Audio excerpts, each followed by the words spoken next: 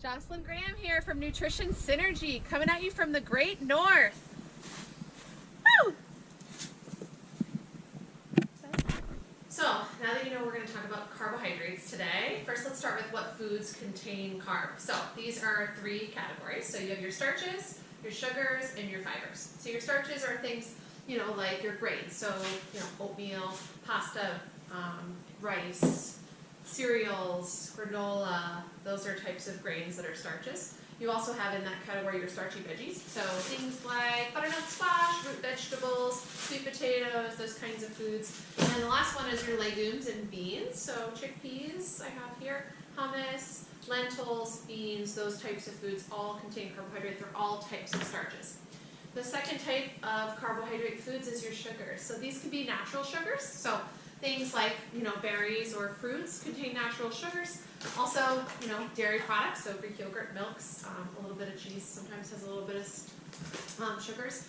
And then there's also your added sugars. So we talked a lot about this with your no added sugar challenge, but those are the ones you want to avoid. Sugar is the #1 ingredient, #1 additive in the U.S. There's over 65 different names for sugar, so you want to read your ingredients and just see kind of what is in a lot of the products that you're choosing. So look at the actual ingredients, don't look at the front label, look at the back. You'll see those 65 names of secretly hidden sugar, and you'll see that on the Facebook page. You'll be able to identify a lot of these products split up and use many different forms of sugar. So be aware of those added sugars. These are ones we want to avoid. And the last category is fibers. This is a very special group. There's two types of fiber. We're going to do our challenge this week is on fiber. So first is soluble fiber.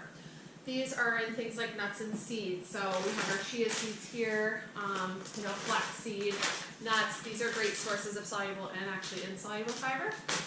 In addition, you'll find that legumes and beans are a great source of soluble fiber. Fruits and vegetables as well, and oatmeal actually is the only grain that has soluble fiber. Soluble fiber actually kind of turns into a gel-like substance in your GI tract, so it doesn't affect blood sugar. It's great for blood sugar stabilization. It's great for fullness between meals or after meals. It's also great for lowering your bad cholesterol or your LDL cholesterol because it binds to that molecule and kind of moves it out of your body. And soluble fiber is great for regular bowel movements as well. The other type is insoluble fiber. So this type of fiber, we don't absorb, it doesn't turn into any calories at all. These are things like your nuts and seeds are also in that category, some vegetables and fruits. And then also this is where your whole grains are. So any kind of refined grain, white grain, those don't have any insoluble fiber. Only the really good whole grains have a little bit of insoluble fiber. These are helpful because they do sort of, both soluble and insoluble fiber do ferment in your GI tract. This can also move things through. So combination of the two is best for regularity.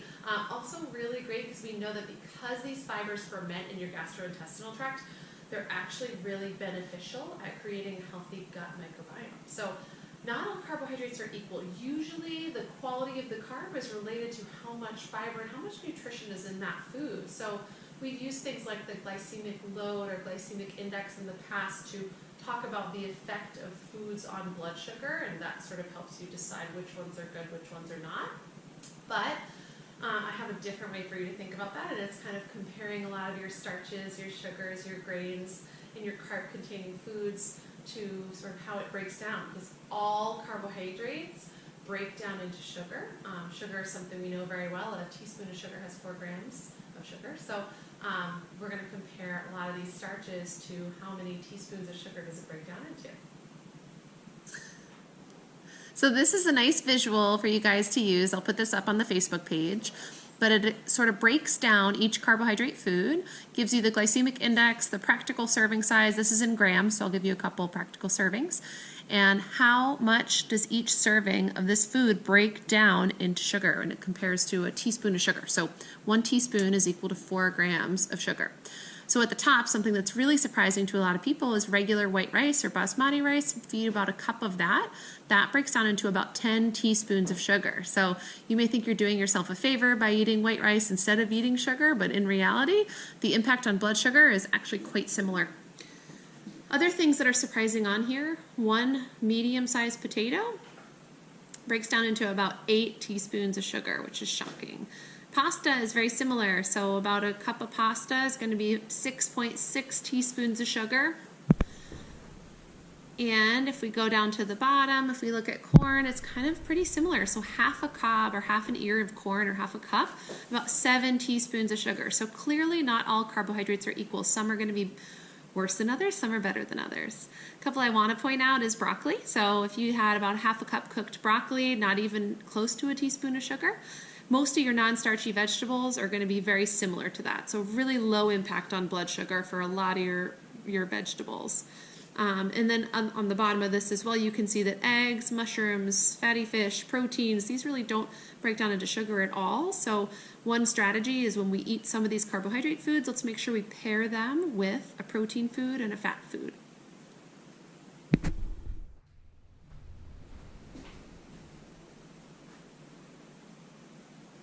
So we know that nuts and seeds are high in both insoluble and soluble fiber. So here I have some flaxseed and some chia seed. These are really 2 huge superfoods and one of my favorite ways to increase dietary fiber in the diet. So I'm going to teach you how to make chia pudding today. So take something like a mason jar. These are little pint jars. They're perfect size. Open it up. Most of these will have a little measurement on the side. So 4 ounces is equal to about half a cup. So I choose to use unsweetened cashew milk. You can use unsweetened almond milk. You can use Fairlife milk. You can use regular milk. I like the unsweetened kind to lower carbohydrates and sugars. So we'll go to about half a cup unsweetened cashew milk. Then you're going to take your chia seeds. You're going to put in about a 1/4 cup. So half a cup to a 1/4 cup. That's your ratio. Dump them in. Next, you're going to put in about a teaspoon of vanilla or so. You can also use almond extract, which is really good. Pour that in. Notice I don't measure. And then you're going to put in some cinnamon, about a teaspoon. I just shake a little bit until it looks like it's enough. Add your cinnamon, close it up, shake it. You're going to put it in your refrigerator. After about 8 hours, you can refrigerate it overnight. You'll come out with this delicious chia pudding. Awesome to top with some berries maybe. So take your berries, maybe some coconut over the top, and you can enjoy it. So best part of this snack is 2 tablespoons of chia seeds have about 10 grams of soluble and insoluble fiber. It's the perfect blend. A 1/4 cup will have about 20 grams. So you're almost at your fiber goal if you make something like this. Hope you enjoy it.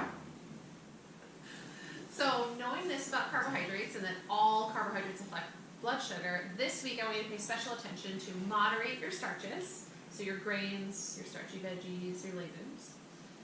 Reduce your sugars, which we've already worked on through a no added sugar challenge, and increase your dietary fiber intake. So your challenge for this week is a dietary fiber challenge. So you can use a food log, whether it's Carb Manager, Lose It, MyFitnessPal, or you just do some paper logging. Write down how many grams of fiber you get per day. Your goal is to get 25 to 30 grams of fiber per day. You're going to gradually increase this number. The other goal is to reduce your sugar intake to less than 25 grams per day. So 25 grams of added fiber or more, 25 grams of sugar or less. Happy counting!